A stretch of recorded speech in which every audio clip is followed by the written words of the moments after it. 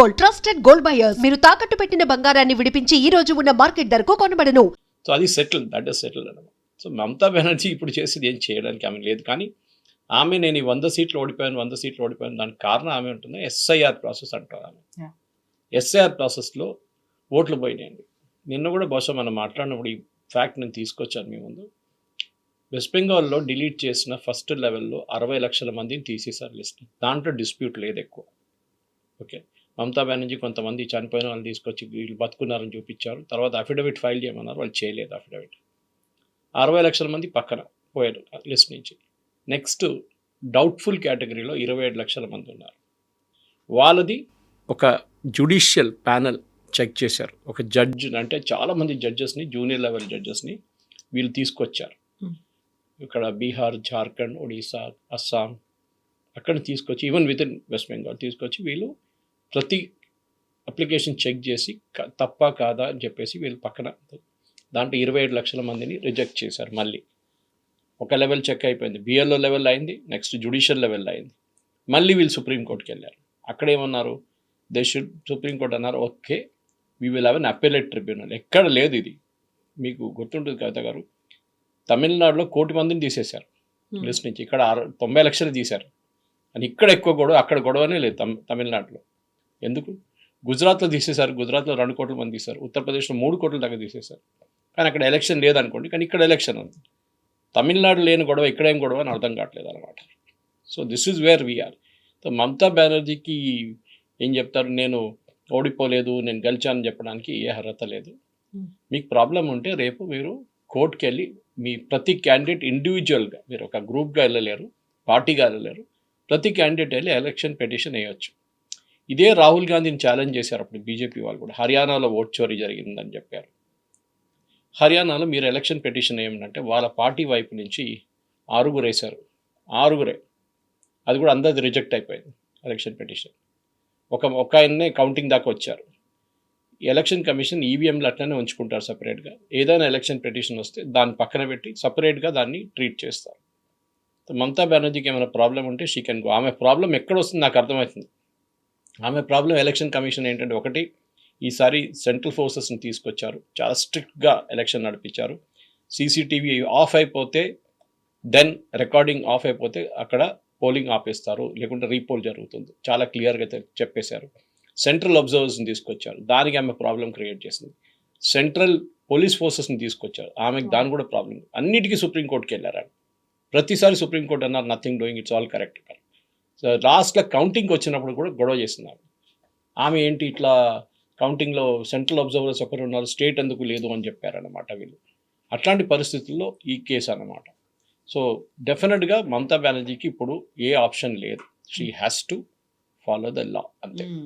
అయితే ఇక్కడ లాని ఫాలో అవ్వాలి అనుకుంటున్నప్పుడు తను అంటున్నటువంటి ఒక మాట, గతంలో ఓట్ చోరీ అనే మాట యూజ్ చేసేవాళ్ళు, బట్ ఈసారి ఎస్ఐఆర్ వచ్చిన తర్వాత విపరీతంగా డిలీషన్ అనేది జరిగింది. At the same time seat చోరీ కూడా చేశారు. అంటే అక్కడ ఎలక్షన్ కమిషన్ని రెస్పాన్సిబుల్ చేస్తున్నారు. ఎలక్షన్ కమిషనే కావాలని ఇది చేసింది. ఇంతకు ముందు ఎప్పుడూ కూడా వీటన్నిటినీ కేంద్ర ప్రభుత్వం యూజ్ చేసుకుంటుంది అనేవాళ్ళు, బట్ ఎప్పుడు అంతలా డైరెక్ట్గా టార్గెట్ చేయలేదు.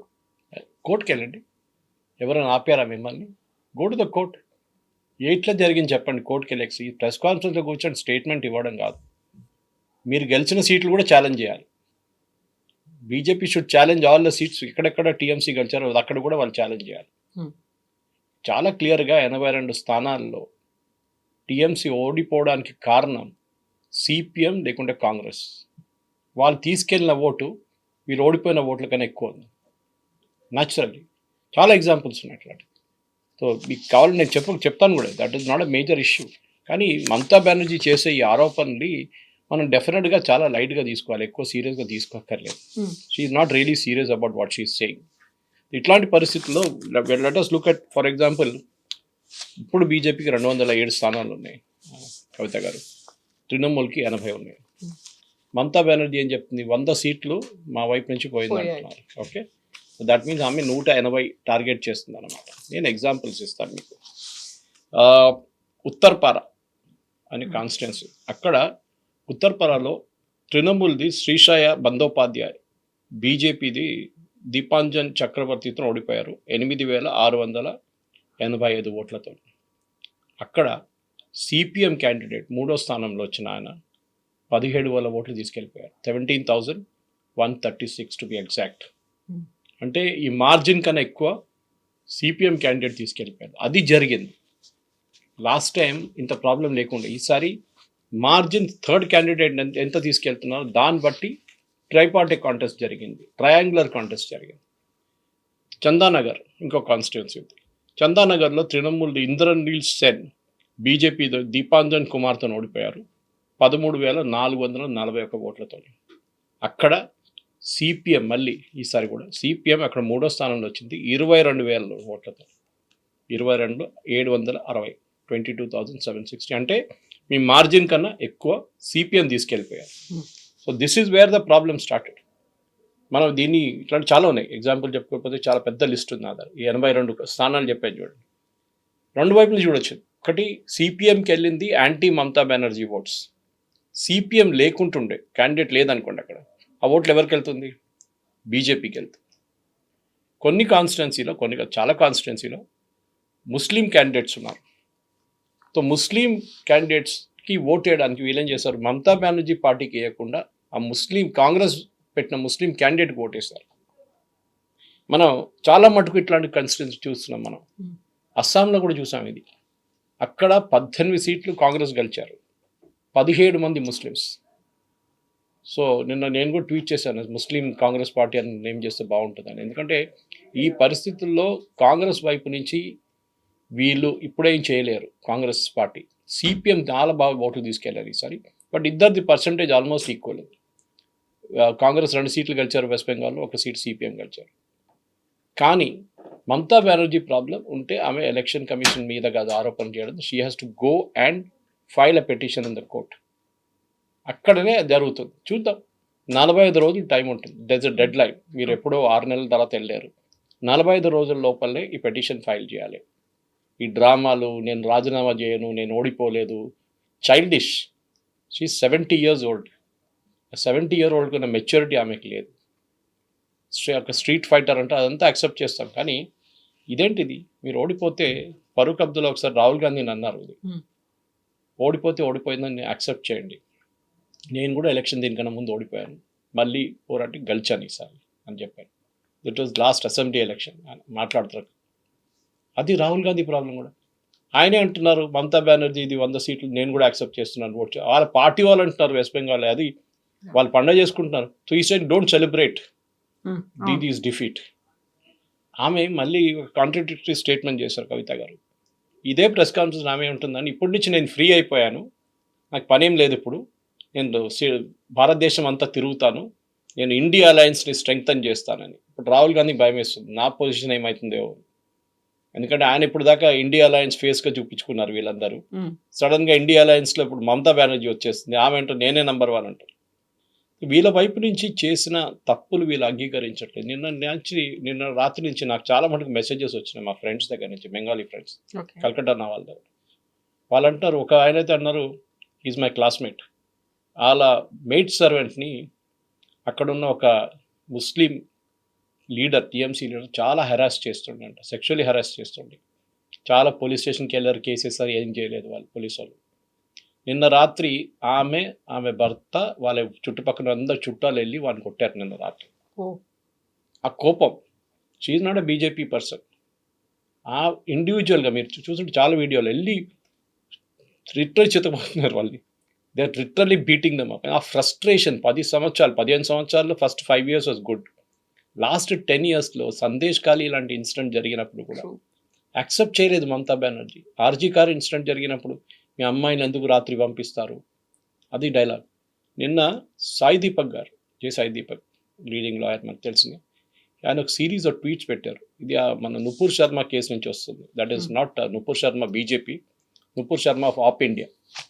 ఆమె కల్కట్టాలో ఉన్నప్పుడు వాళ్ళ ఒక స్టోరీ ఆమె రాసింది. అక్కడ రెగ్యులర్గా 30-40 మహిళలు తీసుకెళ్ళి రేప్ చేస్తారు వీళ్ళు, టీఎంసీ గుండాస్. దాని ప్రూఫ్తో సహా ఆమె ఒక ఆర్టికల్ రాసింది ఆప్ ఇండియాలో. ఆమె వ్యతిరేకంగా కేసులు, ఆమె హస్బెండ్ని అరెస్ట్ చేయడానికి వెళ్ళారు, వాళ్ళ నాన్నగారిని అరెస్ట్ చేయడానికి వెళ్ళారు. లాస్ట్ ఆమె పారిపోయింది కలకట్టా నుంచి పిల్లలతో. చిన్న అమ్మాయి ఉంది, అమ్మాయితో పారిపోయారు. ఇల్లు కూడా అమ్మాల్సి వచ్చింది అక్కడ. ఇల్లు తగలబెడితే అన్నారు వాళ్ళు టీఎంసీ వాళ్ళు. ఆమె రాసిన స్టోరీ తర్వాతనే సాయి దీపక్ అండ్ రామ్ జేత్మలాని అక్కడ ఉన్న ఒక ఎన్జిఓతో కలిసి కల్కటాలో ఉన్న కల్కటా హైకోర్టులో ఒక పిఐఎల్ వేశారు. దాని తర్వాత కల్కటా హైకోర్టు చీఫ్ జస్టిస్ ఒక 5 జడ్జ్ బెంచ్ని కూర్చోబెట్టారు. 5 జడ్జ్ బెంచ్ ఎప్పుడు యూజువలీ ఇట్లాంటి కేసెస్ వినరు, 1 or 2 జడ్జెస్ బెంచే ఉంటుంది. 5 జడ్జ్ బెంచెస్ పెట్టేసి వాళ్ళు మొత్తం డీటెయిల్గా అదంతా విన్న తర్వాత ఆల్మోస్ట్ మోర్ దెన్ 200 మహిళలు టెస్టిఫై చేశారు మా మీద ఇట్లా చేశారని చెప్పేసి. ఎస్ఐటి పెట్టారు. ఎందుకంటే ఎస్ఐటి పెట్టిన తర్వాతనే ఎస్ఐటికి కూడా వీళ్ళు డాక్యుమెంట్స్ ఇవ్వలేదు, ఎందుకంటే వాళ్ళ పోలీస్ టీమే కదా. తర్వాత ఇది సుప్రీంకోర్టుకి వెళ్ళింది. అక్కడ ఇప్పుడు కూడా పడింది. సాయి చాలా పెద్ద ఒక 20-30 ట్వీట్లు సిరీస్గా సీక్వెన్స్గా చేశారు. అది it is there on my Facebook. So అట్లాంటి ఒక్క ఇన్సిడెంట్ ఇది, అట్లాంటి చాలా ఇన్సిడెంట్స్ జరిగింది. సో దానికి ఇప్పుడున్న అక్కడున్న లించింగ్ మాబ్ అంటాం మనం, ఒక criminal justice system, basic justice system, మన పాత ట్రైబల్ సిస్టమ్ ఎట్లా ఉంటుంది, ఎవడుంటే వాడిని కొట్టేసేయండి అని చెప్పేసి ఆ పరిస్థితికి వచ్చేసారు. ఇప్పుడు అందరు పారిపోయారంట, ఎవ్వరు లేరు టీఎంసీ లీడర్లు. నిన్న ఇంకో ఆర్టికల్ వచ్చింది, అక్కడున్న ఆటో డ్రైవర్స్ మన సిఎన్జి రేట్లు పెంచినప్పుడు వీళ్ళు రేట్లు పెంచుకున్నారు. ఒకరు డబుల్ చేసేసారు, కొంతమంది ట్రిపుల్ చేసేసారు ఫేర్స్. అక్కడున్న ప్రజలకు విసుకొచ్చేసింది. మమతా బెనర్జీ అడిగితే వాళ్ళక పార్టీ లీడర్, దీన్ని యూనియన్ లీడర్ ఆయన అన్నారంట, nothing doing, you have to pay this fair, అంతే. నిన్నటి నుంచి సాయంత్రం నుంచి ఈ ఆటో వాళ్ళందరూ పాత రేటుకి వచ్చేసారు. బీజేపీ జెండా పెట్టుకొని తిరుగుతున్నారు. That fellow is disappeared. ఆ టీఎంసీ లీడర్, ఆ యూనియన్ లీడర్ కనిపించట్లేదంట. ప్రజలకు చూడండి, హౌసింగ్ సొసైటీ, ఇంకో స్టోరీ హౌసింగ్ సొసైటీస్ మీద. కల్కటాలో ఉన్న హౌసింగ్ సొసైటీస్ని వీళ్ళు ఎప్పుడు టార్గెట్ చేస్తారు టీఎంసీ, అందుకే చదువుకున్న వాళ్ళు కదా, బీజేపీకి ఓటేస్తారు వీళ్ళని చెప్పి. ఈ హౌసింగ్ సొసైటీ వాళ్ళు కూడా చాలా క్లియర్గా చెప్పారు, మేము ఓటేస్తే మమ్మల్ని కరెంటు తీసేస్తారు, నీళ్ళు తీసేస్తారు చెప్పి థ్రెటన్ చేస్తారు మమ్మల్ని వచ్చేది. ఈసారి వాళ్ళు రిస్క్ తీసుకొని ఓటేశారు. అండ్ ఇప్పుడు వాళ్ళు అదే అంటారు, now we are going to celebrate, మేము పండుగ చేసుకుంటాం అని చెప్పి నిన్న పటాకాలు కాల్చిన సీన్ చూపించారు. అది నేను ఆటో రిక్షా చెప్పాను మీకు, హౌసింగ్ సొసైటీస్ చెప్పాను, ఇండస్ట్రియలిస్ట్. నిన్న కల్కటాలో మీటింగ్ జరిగింది పెద్దగా. They all welcomed it because ఇంక లేకుండే ఇట్ ఇదైనా జరుగుతుంది. ఈ బీజేపీ అనే ఏదో డెవలప్మెంట్ తీసుకొస్తారు. అస్సాంలో జరిగింది కదా, పక్కన ఉన్న అస్సాంలో జరిగింది, ఇక్కడ కూడా రాదు, ఇక్కడ ఉన్న బీహార్లో జరిగింది పక్కన. మెయిన్ రీజన్ దీనికే అక్కడున్న ప్రజలకు వచ్చిన ఫ్రస్ట్రేషన్తోనే జరిగింది. నేను కొన్ని ఎగ్జాంపుల్స్ ఇంకా కూడా ఇవ్వగలను మీకు, అది కూడా చాలా మటుకు it is a real pointer అన్నమాట. ఎట్లా టీఎంసీని ప్రజలు ఓడించారనేది. కొన్ని కాన్స్టిట్యున్సీలో, కొన్ని డిస్ట్రిక్ట్స్లో బీజేపీ ఎప్పుడు గెలవలేదు. ఫర్ ఎగ్జాంపుల్ కల్కటాలో. ఇన్ఫ్యాక్ట్ డెరిక్ ఒబ్రైన్ ఒక స్టేట్మెంట్ కూడా ఇచ్చారు మొన్న, సాగరికా ఘోష్తో కూర్చొని, దట్ ఒక్క సీట్ అయినా బీజేపీ గెలిస్తే కల్కటాలో 11 సీట్లు ఉన్నాయి, ఒక్కటైనా గెలిస్తే నేను రిజైన్గా గుండు కొట్టుకొచ్చుకున్నాను. నిన్న అందరూ అదే అడుగుతున్నారు, ఎక్కడున్నాడు ఈయన టెండర్ వేశారా అని చెప్పేసి. I will give an example. Jalpaiguri 7 సీట్లు ఉన్నాయి బీజేపీ, నార్త్ బెంగాల్ 7 గెలిచేశారు. Alipurduar again north Bengal 5 సీట్లు ఉన్నాయి, 5 గెలిచేశారు. కలింపాంగ్ లాస్ట్ టైం ఆ సీట్లు టీఎంసీ దగ్గర ఉండే, ఈసారి బీజేపీ గెలిచారు.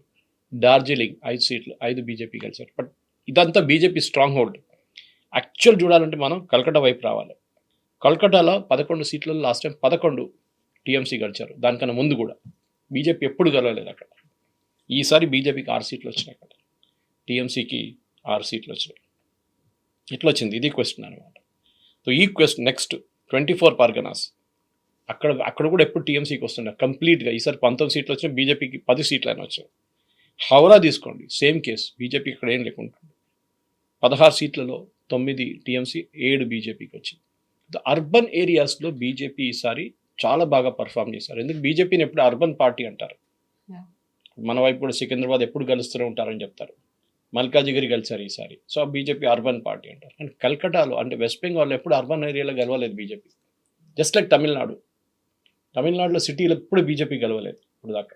So this is the main change. ఈసారి వచ్చిన చేంజ్ అంటే ఓటర్లు భయపడకుండా సిఆర్పిఎఫ్, సిఐఎస్ఎఫ్, బిఎస్ఎఫ్ ఉన్నారని చెప్పి వచ్చి బూత్కి వచ్చి ఓటేశారు. ఒక కాన్స్టిట్యున్సీ ఫలితా అని చెప్పి అక్కడ రీపోలింగ్ జరగబోతుంది.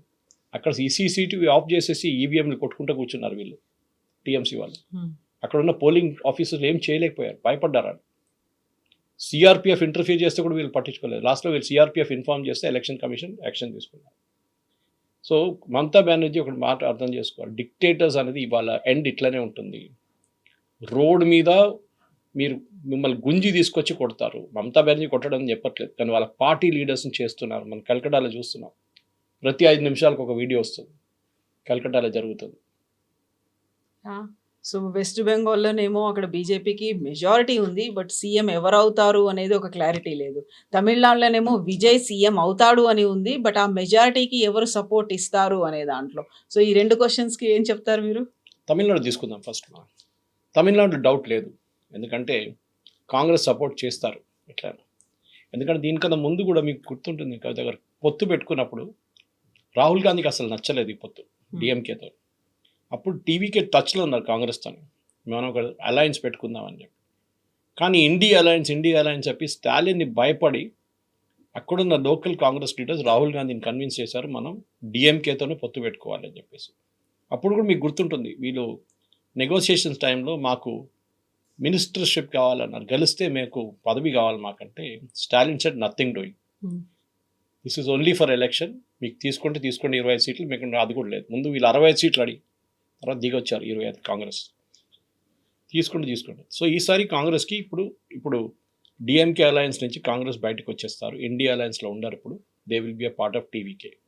అటువైపు నేను ఇప్పుడు వింటున్నాను బట్ ఏఐడిఎంకే కూడా సపోర్ట్ చేస్తారు, మేము ఎన్డీఏ నుంచి బయటకు వచ్చేస్తాము. యాక్చువల్లీ బీజేపీకి కావాల్సింది అది, అన్నిటికంటే పెద్ద బీజేపీకి పాజిటివ్గా ఉండబోయేది ఏఐడిఎంకే వాళ్ళు వెళ్ళిపోతే బీజేపీ అన్నామలై గారిని రిటర్న్ తీసుకొచ్చి మళ్ళీ పార్టీని రీబిల్డ్ చేయాల్సి వస్తుంది. 5 సంవత్సరాలు వాళ్ళు ఏం చేశారు, అన్నామలై గారు చేసిన మొత్తం వేస్ట్ అయిపోయింది.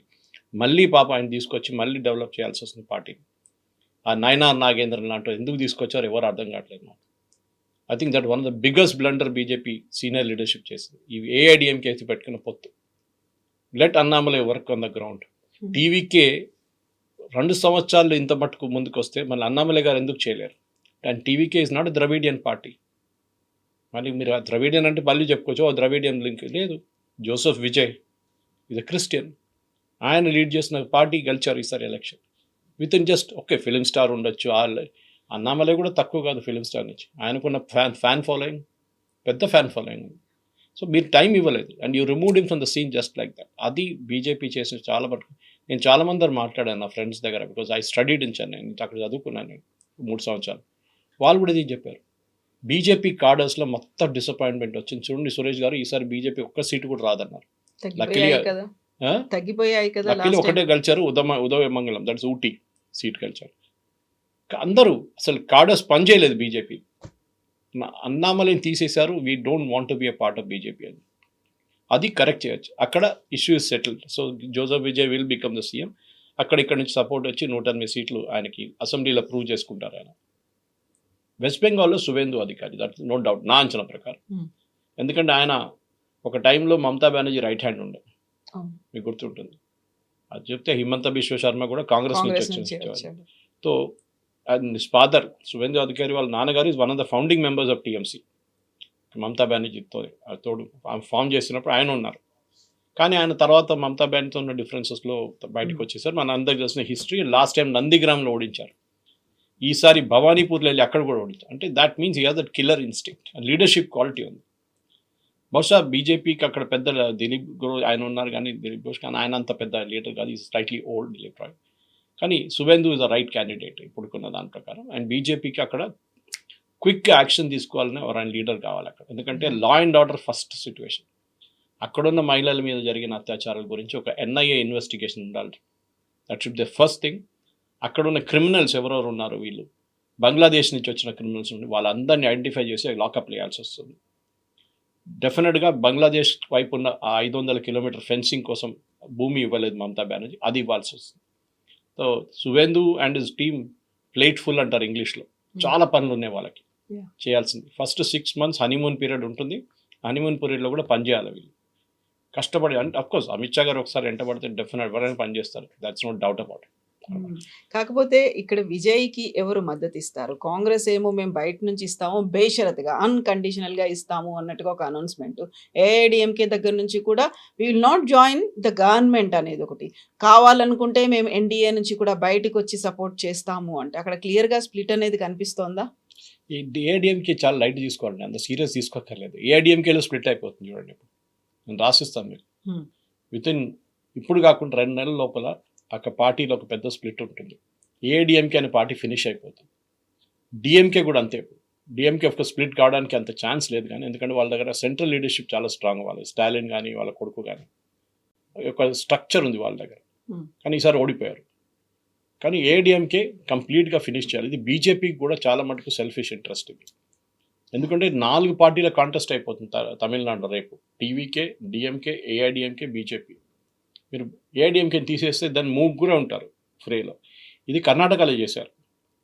అప్పుడు జేడిఎస్ అక్కడ అన్నిటికంటే పవర్ఫుల్ పార్టీ ఉండే ఒక టైంలో. వాళ్ళ గవర్నమెంట్ కూడా ఫామ్ చేశారు. తర్వాత బీజేపీ యదియూరప్ప గారిని తీసుకొచ్చి డెవలప్ చేసిన తర్వాత గవర్నమెంట్ కూడా ఫామ్ చేశారు. ఇప్పుడు అఫ్కోర్స్ ఆపోజిషన్లో ఉన్నారు. కానీ జేడిఎస్ సంగతి చూడండి, ఆ మాండ్యా పార్టీ వాళ్ళు లేకుండా మాయమైపోయారు. మొత్తం వాళ్ళు చేసేసారు. కుమారస్వామిని తీసుకెళ్లి యూనియన్ మినిస్టర్ కూర్చోబెట్టారు. దేవగౌడ రాజ్యసభ ఇచ్చేశారు. Finished. JDS is out. Same thing మహారాష్ట్రలో చేశారు. శివసేనని స్ప్లిట్ చేశారు. తర్వాత షిండేని పక్కన కూర్చోబెట్టారు. బీహార్లో జేడీయూతో పోటీ చేశారు. జేడీయూ కన్నా ఎక్కువ సీట్లు గెలుచుకున్నారు. నితీష్ కుమార్ కింద దింపి ఇప్పుడు బీజేపీ ముఖ్యమంత్రి కూర్చున్నారు. జేడీయూ నెక్స్ట్ ఎలక్షన్కి ఉండదు. మొత్తం బీజేపీలో వచ్చేస్తారు అందరు. ఇది జరగబోతుంది. సో ఇక్కడ కూడా అదే స్ట్రాటజీ యూజ్ చేయాలి Tamil Nadu. Out side support, inside support అయింది. ఇన్ఫాక్ట్ కాంగ్రెస్ కండిషనల్ సపోర్ట్ అని చెప్పారు. అన్కండిషనల్ కాదు, సార్ కండిషనల్ సపోర్ట్. ఏ కండిషన్ తెలియదు. మీద ఉన్న 5 ఎమ్మెల్యేలే, పెద్ద 50 ఎమ్మెల్యేలు అట్లా మాట్లాడుతున్నారు వాళ్ళు. ఉన్నది 5 మంది, అది కూడా అక్కర్లేదు వాళ్ళ సపోర్ట్. ఈ మీరు అన్కండిషనల్లో కండిషనల్ ఇస్తే. కానీ వాళ్ళ ఫాదర్కి, విజయ్ వాళ్ళ ఫాదర్కి కాంగ్రెస్కి చాలా క్లోజ్ రిలేషన్షిప్ ఉంది కాంగ్రెస్ లీడర్స్ ఎప్పటి నుంచో. సో ఆయనకి డెఫినెట్గా కాంగ్రెస్తో పొత్తు పెట్టుకోవాలి. కానీ అప్పుడు కూడా ఆ మ్యాజిక్ ఫిగర్కి రాదు. 118, ఐ థింక్ 118 అనుకుంటాను కదా, నాట్ 119, 118 వచ్చేసి 118 లో కూడా విజయ్కే 2 ఉన్నాయి కాబట్టి ఒకటి ఆయన తక్కువైపోతుంది, రాజీనామా చేయాల్సి వస్తుంది. ఎనీవే అది పెద్ద ఇష్యూ కాదు. అసెంబ్లీలో ఈజీగా పాస్ అయిపోతారు. అది కాన్ఫిడెన్స్ మోషన్ తీసుకొచ్చిన తర్వాత ఇట్ విల్ గో త్రూ. కానీ ఇప్పుడున్న పరిస్థితిలో ఈవెన్ డిఎంకే కూడా అబ్జెక్ట్ చేయరు. వాళ్ళు ఓటింగ్ నుంచి అబ్సెంట్ కూడా చేసేస్తారు కావాలంటే. అది కూడా జరగవచ్చు ఈ టైం. కానీ డెఫినెట్గా మనం అస్సాం చూస్తే Himanta Biswa Sarma, there is no doubt, దానికి క్లియరెన్స్ అక్కర్లేదు. రంగస్వామి గారు పుదుచ్చేరి. కేరళలో there is a big battle.